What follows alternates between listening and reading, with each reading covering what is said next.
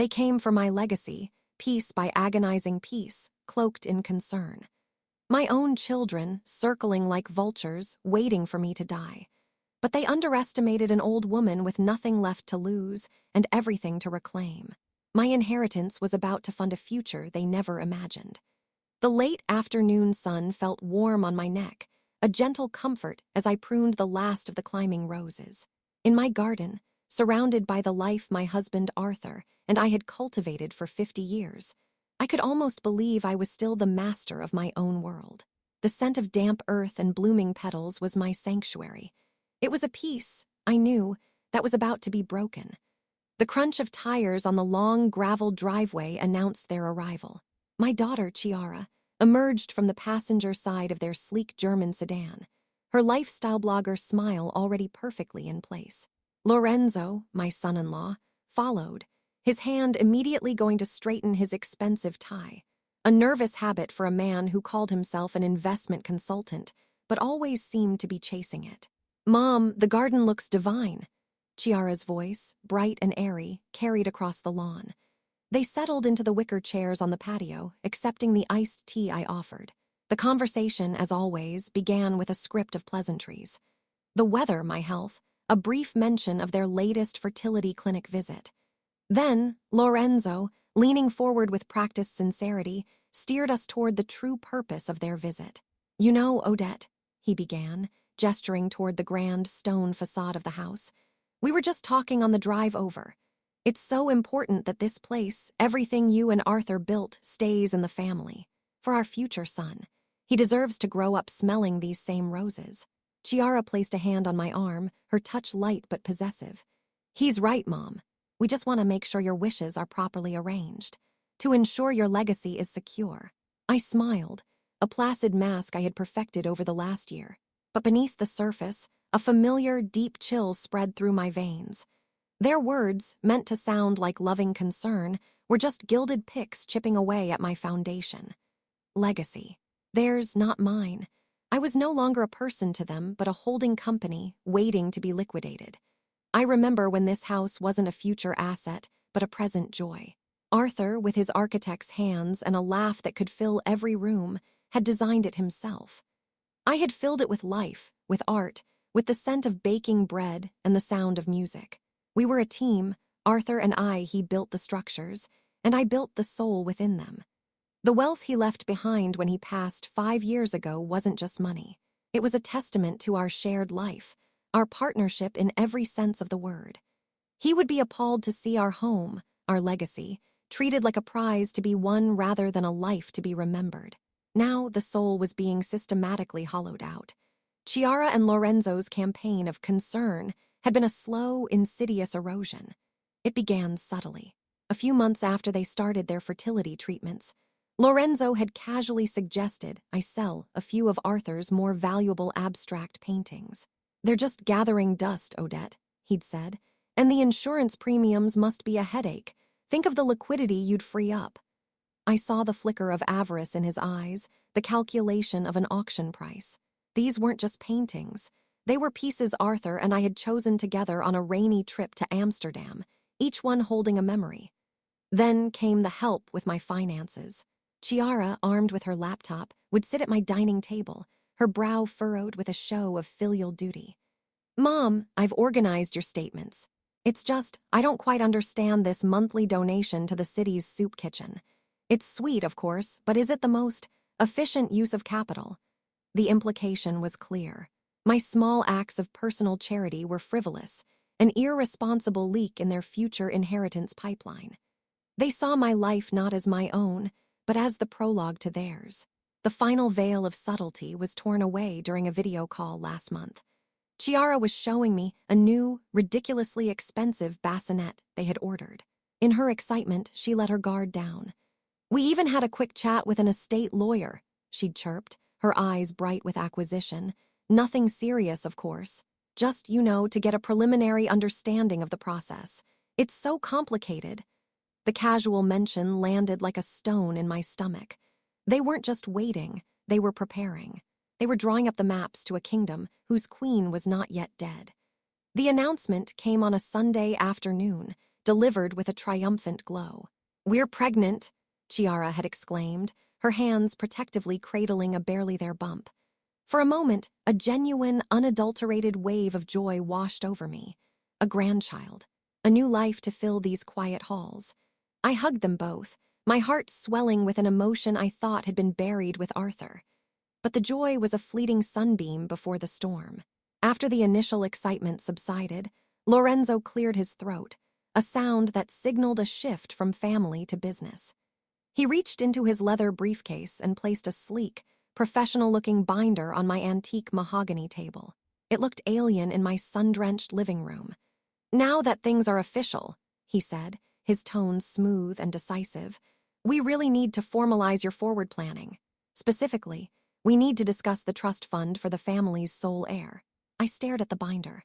"Lorenzo, the baby isn't even here yet. This feels premature." He leaned forward, his smile gone, replaced by an unnerving look of condescending patience. "Odette, we all love you," he said, his voice dropping to a confidential murmur. "But let's be realistic. You're 72. We can't operate on the assumption that you'll be around forever. For the security of our child, everything needs to be legally cemented. Now," the words hung in the air, cold and sharp. He wasn't just discussing my death, he was scheduling it. I looked to my daughter, my only child, expecting her to soften the blow, to defend my dignity. Instead, she placed her hand on the binder, a gesture of solidarity with her husband. "He's right, Mom," she said softly, her voice laced with a chilling pragmatism. "This is just about ensuring your life's work, everything you and Dad built, is concentrated on the people who matter most. We have to protect it from being diluted by outsiders." And there it was. The final, brittle strand of my maternal delusion snapped. It wasn't a hot, angry shatter. It was a silent, clean break. A deep, crystalline frost forming over my heart, preserving the moment of impact forever. In that instant, they ceased to be my daughter and her husband. They were simply opposing counsel. And I, the silent, grieving widow, was finally awake. That night, sleep was a distant country I had no visa for, but I didn't lie in bed weeping. The grief had been burned away, leaving behind a cold, hard clarity. I walked through the silent house, a ghost in my own life, my hand trailing along the spines of Arthur's books, his architectural drawings framed on the wall, the smooth marble of the fireplace we'd chosen together. I stopped before a silver-framed photograph of a teenage Chiara, her smile genuine and unburdened by greed, her arms wrapped around my neck. Where had that girl gone? The love I had poured into her felt like an investment that had yielded only toxic returns. My legacy, I decided with a finality that settled deep in my bones, would not be a transaction for her to cash in. It would be a testament to the love Arthur and I had actually built. The next morning, at precisely 9 o'clock, I made a call. Not to my lawyer, but to Dr. Evelyn Reed, the formidable and compassionate director of City General Hospital. Evelyn was an old friend, a woman whose integrity I trusted as much as I had Arthur's. We had served on a museum board together for years. "Evelyn," I said, my voice steady and clear, "I need to see you. It's about a philanthropic project, a rather significant one." We met in her modest, paper-filled office, the scent of antiseptic a stark contrast to my roses. I laid out my idea, a plan that had been a vague, wistful dream, but was now taking shape with fierce, undeniable purpose. I told her I wanted to use the bulk of my liquid assets to fund a new, state-of-the-art wing at the hospital, a center dedicated to helping couples who, like my daughter, desperately wanted a family, but were barred by the crushing costs of IVF and surrogacy. Evelyn listened, her intelligent eyes fixed on mine.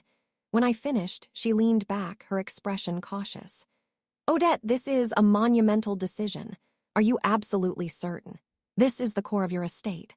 "I've never been more certain of anything in my life," I replied, the words feeling truer than any I had spoken in years. "My wealth has become a source of conflict, a target. I want to transform it back into what it was always meant to be, a source of creation and hope. Arthur and I built a family in a home filled with love. I want to give that chance to hundreds of others. People who will see a child as a blessing, not a balance sheet." A slow, brilliant smile spread across her face.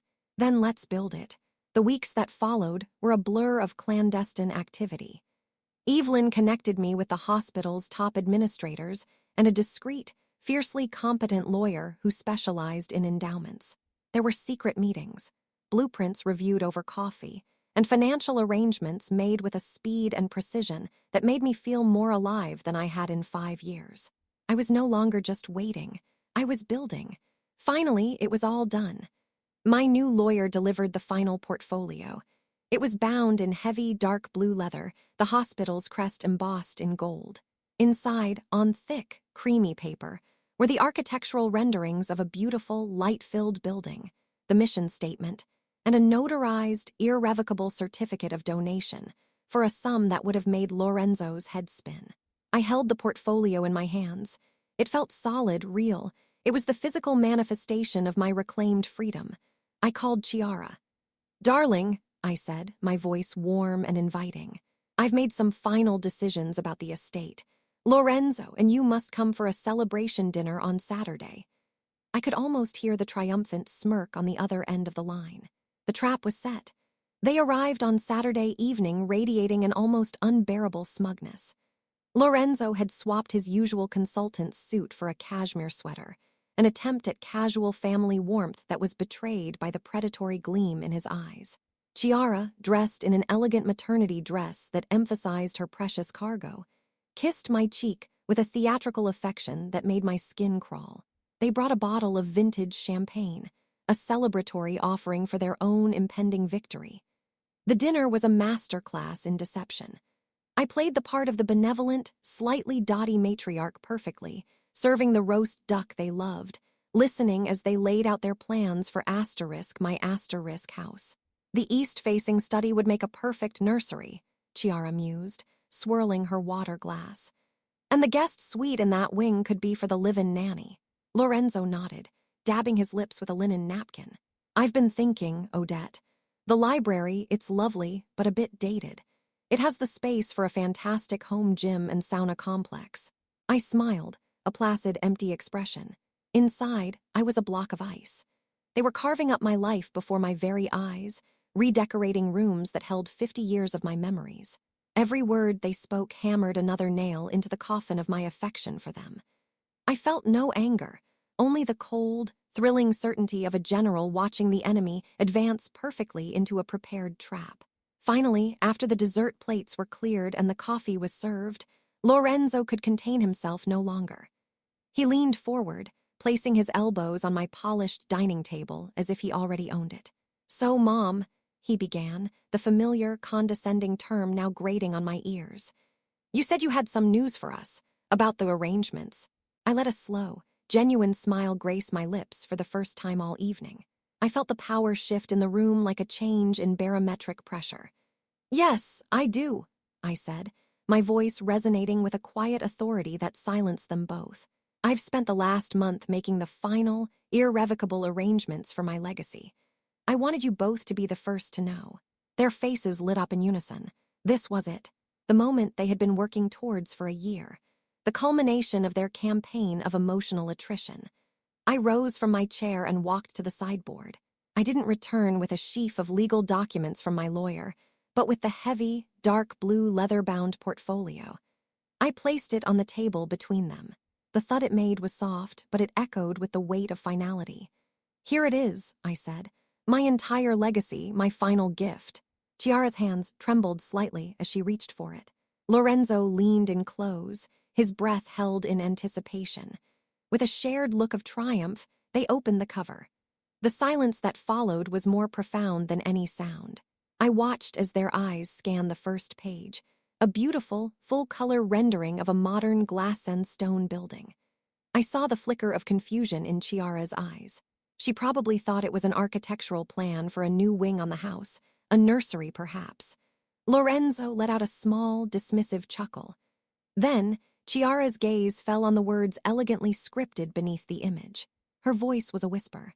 "The Arthur and Odette Vance, Center for Family Creation." Lorenzo's smile froze. He snatched the portfolio and frantically flipped the page, then another, his face a mask of dawning panic. He was searching for stock transfers, for trust fund language, for his own name.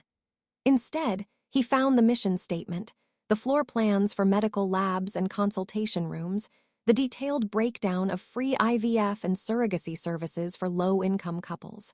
And then he reached the final page, the notarized certificate of donation.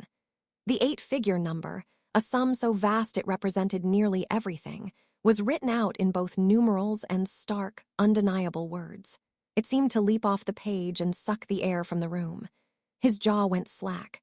The smugness, the confidence, the entitlement, it all melted away, leaving the raw, ugly face of pure greed. He looked up at me, his eyes wide with horror, as if seeing me for the first time. Chiara leaned over, her brow furrowed. "What is it, Lori? What's that number?" Her eyes found the certificate. For a second, she didn't react. And then a small, choked sound escaped her throat. The champagne flute, forgotten in her hand, slipped from her nerveless fingers and shattered on the hardwood floor.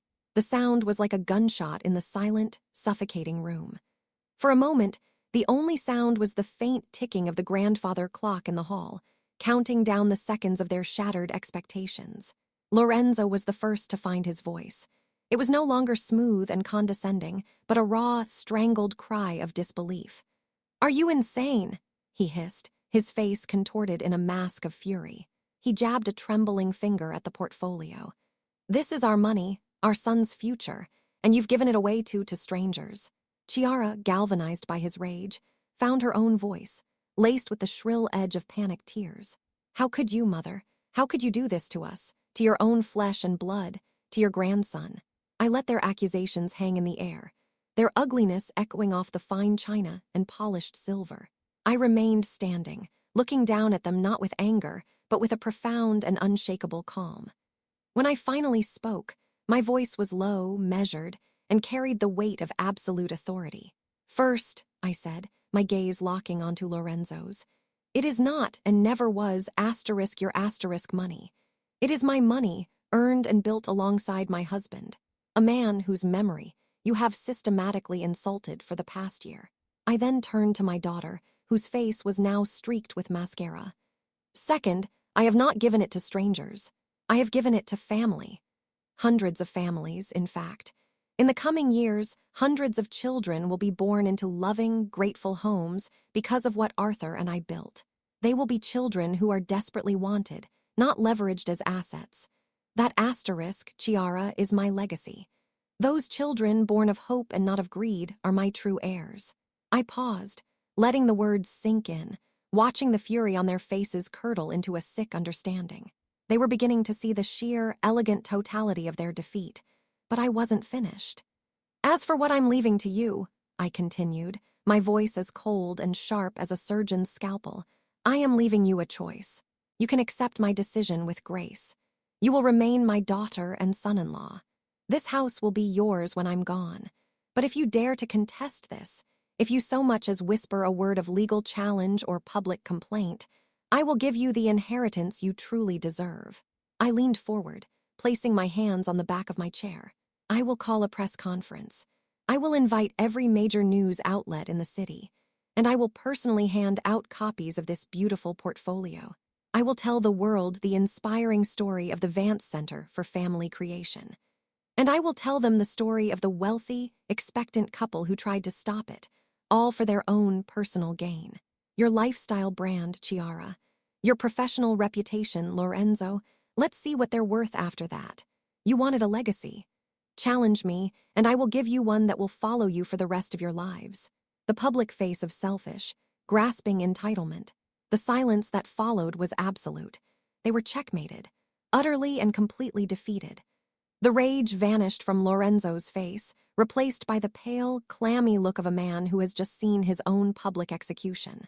Chiara stared at me, her mouth slightly agape, the tears frozen on her cheeks. She was looking at a stranger. The soft, pliable mother she had intended to manage was gone, replaced by a queen who had just fortified her castle and aimed every cannon directly at them. They had no move left to make. Any protest, any fight would not only be fruitless, it would be social and professional suicide. They hadn't just lost the money. They had lost the right to even complain about it. I walked back to my seat at the head of the table and sat down. "Now," I said, my voice returning to a normal, conversational tone. If there's nothing else to discuss, I believe the evening is over. Months have passed. The Arthur and Odette Vance Center for Family Creation is no longer a rendering in a portfolio. It's a reality of steel and glass, rising quickly against the city's skyline. Yesterday, Dr. Reed sent me a text message. It was a picture of a sonogram, the first successful pregnancy from the center's program. Attached was an anonymous note from the couple.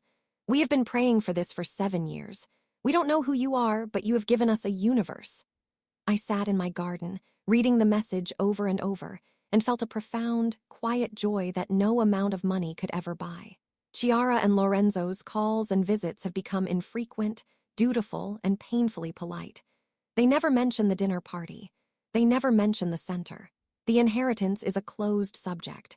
There is a new, unbreachable distance between us, a chasm of their own making. I feel no sadness about it, only a serene sense of peace. This morning, I was pruning my roses again, the same late afternoon sun warming my neck. But the peace is different now. It is not a temporary sanctuary from an impending storm. It is a permanent state of being. My wealth is no longer a gilded cage that invites predators, but a garden of its own, sowing seeds of hope far beyond these stone walls. I have finally created a family that cannot be broken, a legacy that cannot be corrupted. I have found my freedom. Thank you for listening to my story. It's not always easy to set boundaries, especially with family, but finding your own peace is a legacy worth fighting for. If you have a story of your own, I hope you find the strength to share it. You are not alone.